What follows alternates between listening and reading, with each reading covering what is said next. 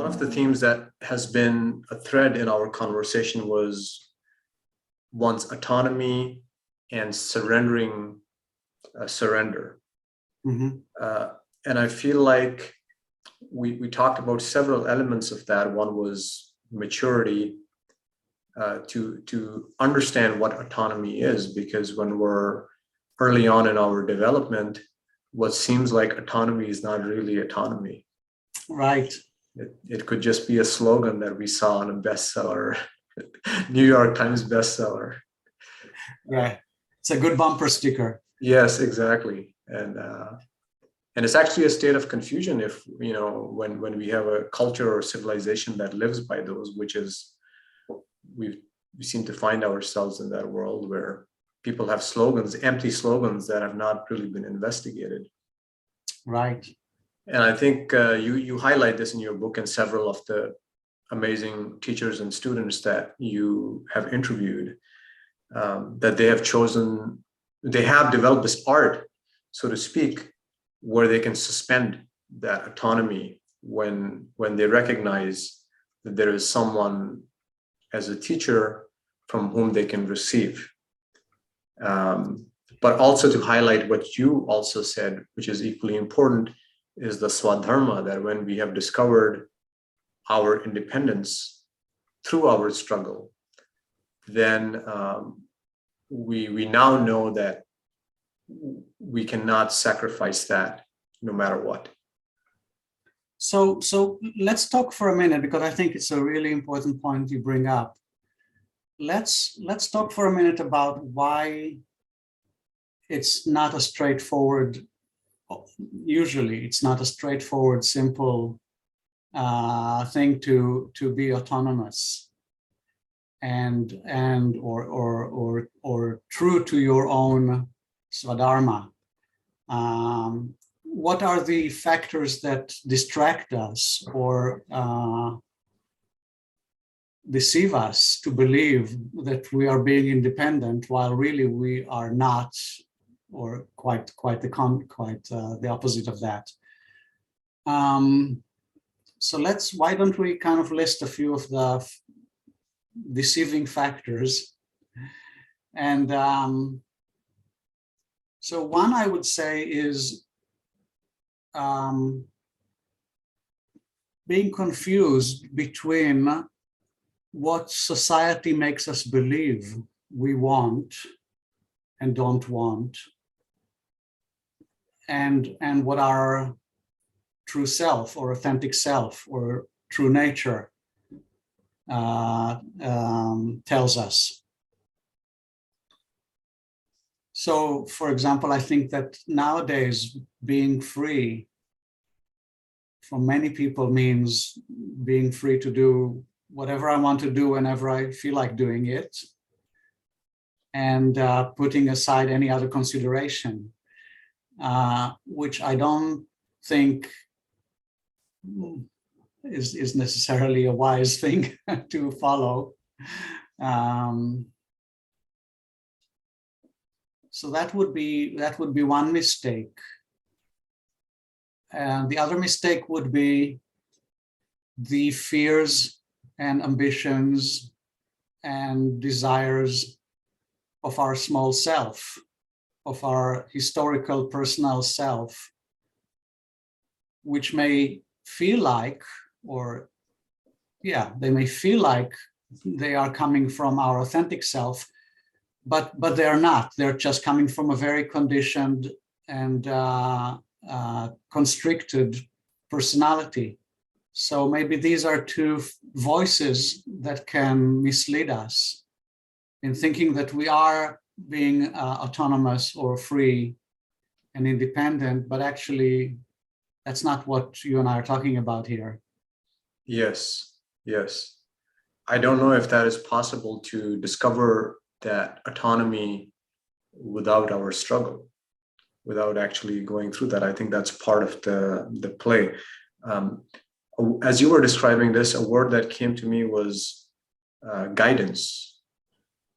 That somehow my life, it's not so much about thinking, that autonomy is in a way is being guided from the source itself. So it's, Right. um, and also joyfulness, am I enjoying what I want to create? Because, it seems like it was a theme for you, is that you, in something that you were sharing in the book as well, that you were really creatively driven. It seems like when you were feeling autonomous, you were also creatively engaged. Yeah. Yeah. Well, and it's an interesting thing, because you see, for example, I'll tell you of an episode in my life when I left my relationship with my teacher, which was about 14 years ago now, and left the community that I was part of for 22 years. And the reason was because I felt that I came to a point in my own journey where I needed to become fully independent.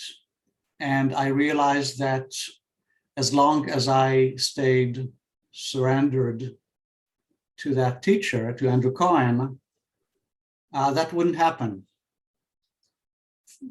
For whatever reason, my relationship with him, his position, etc., etc. There are different factors there that did not allow me to become completely free while in a relationship of a teacher-student, while being in a teacher-student relationship with that person. So at that point, that was the end of our relationship when I realized that. And I left the community, and then I had a few months of profound disappointment, heartbreak, and depression. And I was literally sick in bed for probably between a third and a half of that time, with different physical symptoms, especially being very tired and anyway, depression. Yeah. And I knew I did the right thing, and I was something in me was rejoicing and feeling completely inspired and energized and happy about the choice that I made and the new chapter that was starting in my life.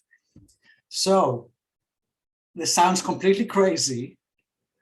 How can one be depressed, tired, disappointed, disillusioned, heartbroken, and happy, energized, confident, and inspired? I don't know how the two things can coexist, but in my experience, that's actually what was going on. So why did I mention that? Because you said something about the joy of actually following your heart or your authentic path.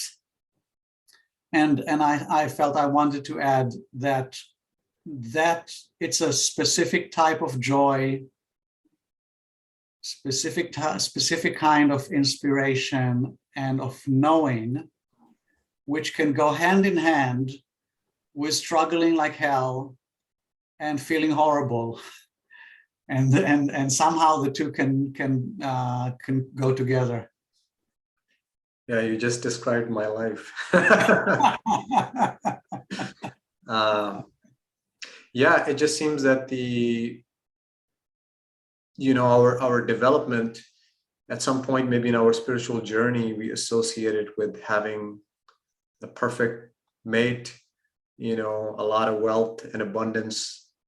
But to me, at least, I'm surrendering to the fact that will I do my swadharma even if those things were absent? Right. That the struggle, there's a lot of struggle in the creative process, and maybe this is also a phase of our development. I think for me, a lot of the struggle is,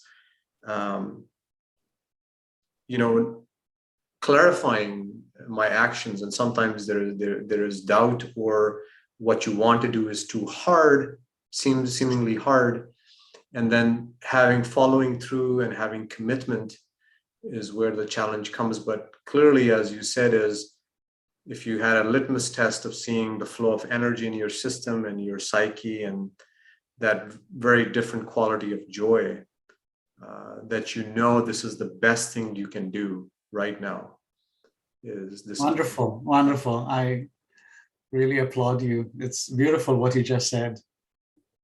Thank you.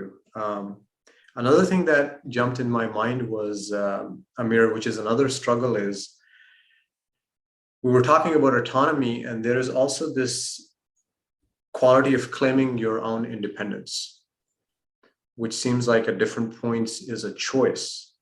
And we can, I'm not very clear about it, but it seems like in our process, we can choose not to do that sometimes. Right. Take a back step, where sometimes we actually have to step in the shoes of the, what we're getting subtle or very clear signals of what independence is. I was wondering if you had any thoughts on that. Well, my thought is that you're touching on a very, very subtle and delicate question here, and that I don't know if we can really draw the line that would make clear distinctions between. It's so subtle. I can't even find the words. Yes, to no, yeah, to. and I was, that's beautiful. Thank you for being, being very honest about that. And I think with a lot of topics that we're talking about is more like it's an art form, right? Say again? It seems like more like an art. A lot of the subjects that we're talking about, it's not like, oh, it's autonomy versus surrender. Yes. It's something that your own intelligence and wisdom, perhaps a more appropriate word, wisdom and love, that can make the choice in the moment as the situation is unfolding. Well, I like the metaphor of a dance, in which you improvise in movement, whatever feels right to express or to give yourself to at any moment. And sometimes it feels like part of the dance is just like being completely still for a moment or two, or a year or two. And other times it's being kind of rolling and allowing yourself to be completely not knowing what's up and down. Yes. And other times it's so you really have to feel into it, and sometimes it's stumbling and falling and breaking your nose. That's also part of the dance. I have to say, a lot of my lessons came from hitting the wall. Yes. Or falling into some dark alley, not knowing how I would get out of it. So yes, it's an interesting dance. Sometimes that dance feels like you're in the midst of a storm, of a hurricane, and you have no idea how you're ever going to get out of it. And then when it passes, and sometimes it takes a long time before it passes, you're like, oh, I kept moving within that storm and came out the other end. And how did I do that? I don't know. But that's part of it. Yes. Yeah. Beautifully expressed.